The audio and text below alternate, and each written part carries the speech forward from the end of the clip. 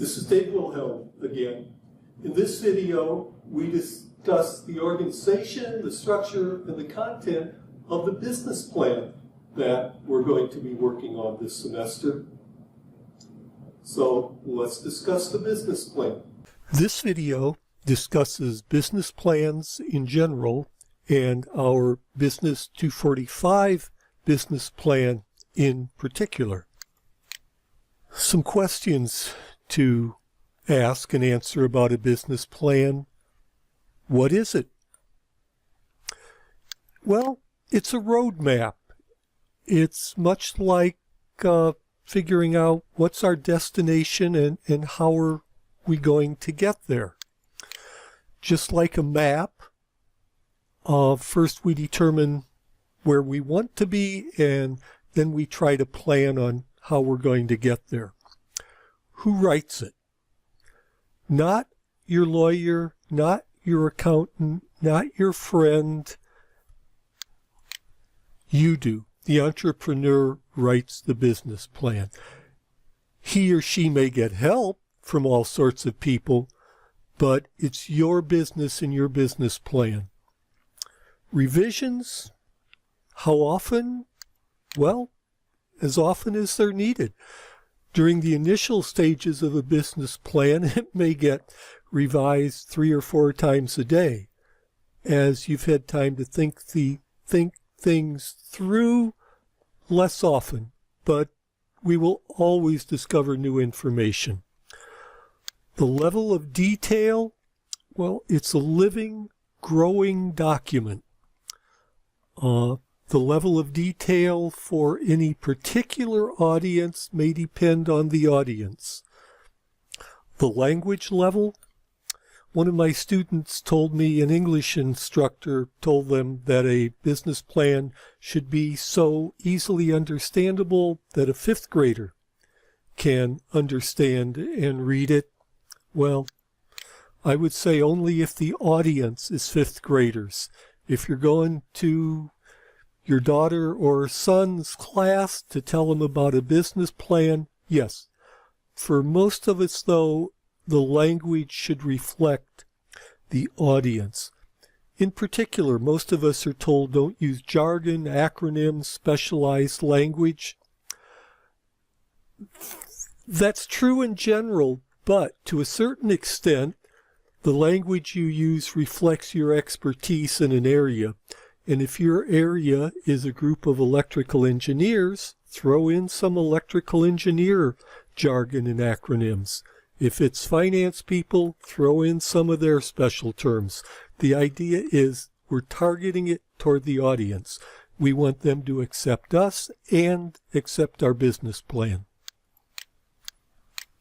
There's hope, there are forecasts, there are plans, and there are budgets. Hope are basically wishes, kind of passive. A forecast, basically a guess.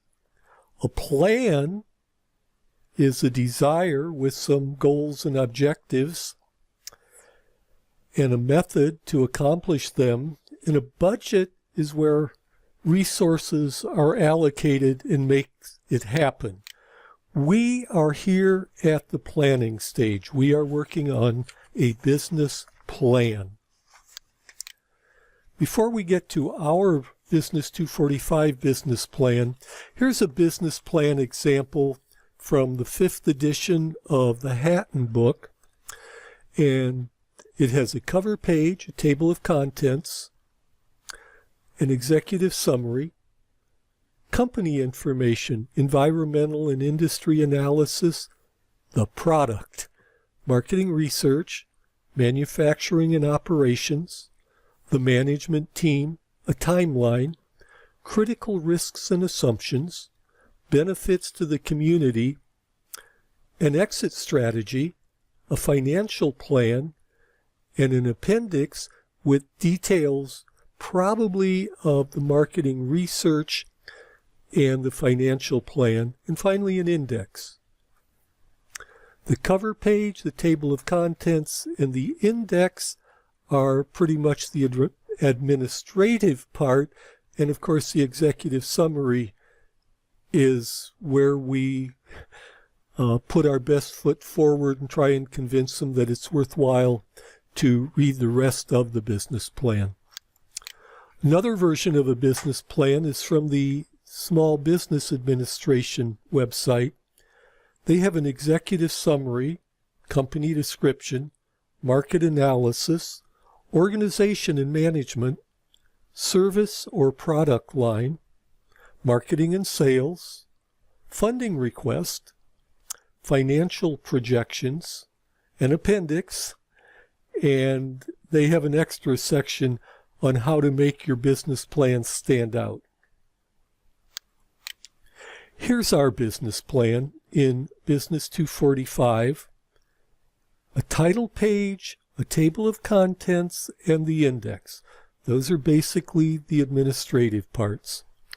Then an executive summary, our strategy, product and pricing, the target market, our location, might be more than one, supply chain management, industry and competition, break-even analysis, market research, a timeline, human resources and staffing, earning statements, the ownership form, licenses and registrations that may be required, SWOT analysis, and finally financing. Some of the sections that are not in the Business 245 business plan are ones that either are probably not applicable to the business plans we'll be doing, or because they would get so involved and we'd go down a rat hole. So intellectual property, the management team, cash flow statements. We have courses on cash flow statements. Balance sheet statements, sources and uses of funds statements. We will stick with the earning statements for our financial analysis. An exit strategy, a website, manufacturing and operations, insurance, and appendices. We could have appendices for break-even, research, and earnings, but once again, we don't want to go down a rat hole into too much detail. Some of the guidelines in developing a business plan are match it to your audience. And we are not identifying a specific audience, but that should not hold us back. The language, bit of jargon may be okay. The length, ours, I suspect, will be somewhere between 10 and 30 pages. Actual business plan could be in that range, certainly no more than 50 pages. The point of view should be a third-person point of view that you are describing. Should not be a lot of I's and me's in a business plan. You want to project a professional image. One way of doing that is correct spelling, grammar, and punctuation. Review and evaluate it over and over again. And finally, you can get help. Everybody wants to help. Some of the audience and stakeholders, certainly yourself and your family, potential partners, key employees. You can have some equity investors. These are people who would own part of your company if you wanted to share ownership. They can be either passive or they can be active. Venture capitalists are typically active. Debt, if you're going to borrow from individuals or a bank or finance companies. And other audience and stakeholders could be your neighborhood and the community. Everybody wants to help, oftentimes for a fee. You definitely want to talk with a lawyer and an accountant the lawyer for setting up the legal form of your business, the accountant for setting up the financials. Lots of consultants around. Colleges and universities have courses. Well, you're taking one now. Wake Tech has a business and industry center. Small business administration. There are small business development centers called accelerators and incubators, and I know NC State has one on their Centennial campus. The Chamber of Commerce, SCORE, Service Corps of Retired Executives, which provide zero-cost advising for small businesses, and I believe they show up at the Wake Tech's North Campus on Thursdays or something. Certainly books online, network friends, especially somebody who has started their own business. So one thing a business plan wants to answer is it a feasible business? The two sections of the business plan that answer this are the break-even analysis, which tells us how many do we have to make and sell to at least break even. And then market research helps us determine, can we sell that many that the break-even analysis tells us we have to. So basically, if we get positive earnings and cash flow, it's a business. If we have negative earnings and cash flow, it's going to be a hobby. And a good way to figure this out is the combination of break-even analysis and market research. Everybody likes a story, and in the business plan, especially in the executive summary, as well as the other sections, we're telling our story. Identify a problem that either people need fixed or they would like to have fixed. Explain our solution. Also explain how we will make a profit. Our audience is not our customers. Our audience is composed of our investors. So we need a business model, also called a financial model, how money will come in. What's the marketing plan, those 4 Ps, and what's our sales strategy? Then funding requirements, and finally, financial forecasts. A value proposition. So hopefully your business will have some core competencies. They don't have to be the best in the world, but they have to be good. If you have some core competencies, those can lead to competitive advantage, provided 2 conditions are met. Those core competencies are important to the customer, and they're difficult to duplicate. If those 2 requirements are met, you're likely to have a competitive advantage, which leads to a positive value proposition for the customer. The total product offer is what the customer gets. The cost to acquire, which includes the price as well as the bother to acquire it, calculate the total product offer minus the cost to acquire, and that's the value proposition. And what you want to answer is what's in it for you, the business plan person, your customer, your supplier, and the intermediaries. The business plan organization. The business plan itself is a Word document that will be distributed for the audience to read, and we call each topic a section. Going along with the Word document business plan is the presentation package, which is a PowerPoint document, and that's for us to present to an audience, and here we call each topic a slide.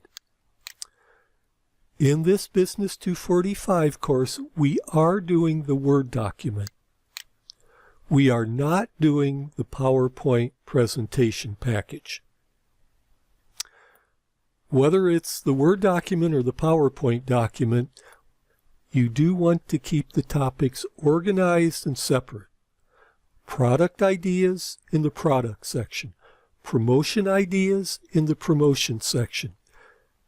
2 reasons for this. The audience knows where to find the information, and if you have the information more than one place, you're likely to be inconsistent, forgetting to update one section or the other.